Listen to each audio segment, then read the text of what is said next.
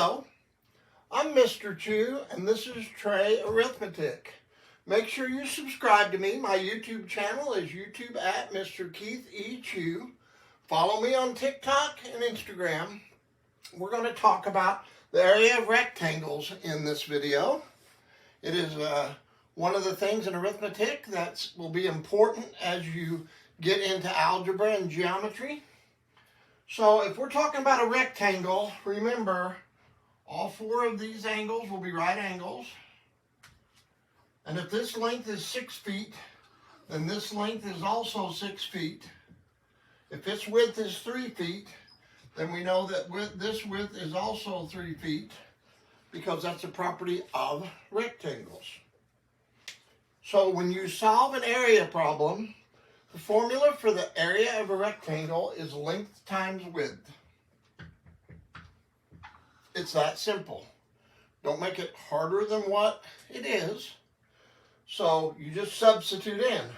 I don't know what my area is, so I'm going to solve for area. You may hear Bear whining. That's because he doesn't want you to whine about your arithmetic. He wants you to learn it. And then there'll be a point where you will get to algebra. Bear is my poodle. Trey is my black 4-year-old tomcat. And he may come on the camera before the video's over. We'll just have to wait and see. So I substitute here. So where I've got my L, I put parentheses, and then I substitute the value in here.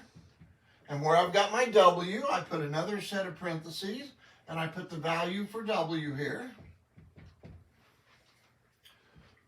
So I take and multiply my 6 times my 3. Another way of writing multiplication is a raised dot in the middle. And then I have feet times feet.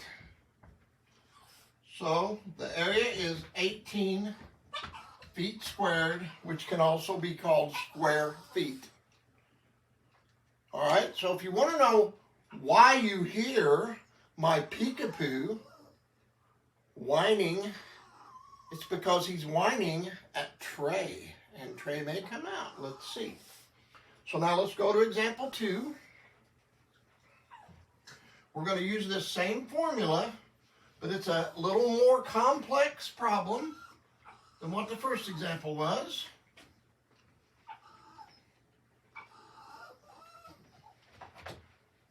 I know, if he comes out, we'll put him on camera, okay, Bear? So this is example 2. In this example, we're given the area. And in a real world problem, this is often the case, there's Bear barking at his brother Trey. Now, we're either given the length or the width, and we solve for the other one, so we're told that this one is 4 centimeters, and we don't know what this one is. So we're going to end up writing an equation and then solving the equation for the missing length. So instead of the A, I substitute the value in. So just like I did before, let's put a parentheses here, and let's put the 24 centimeters squared in there. The length, I don't know. And then I put parentheses for what I know, 4 centimeters. Now I'll do this step by step and slowly. So let's look and see what's going on here. So I have 24 centimeters squared, and that equals L times 4 centimeters. Now again, I'm doing this slow and step by step.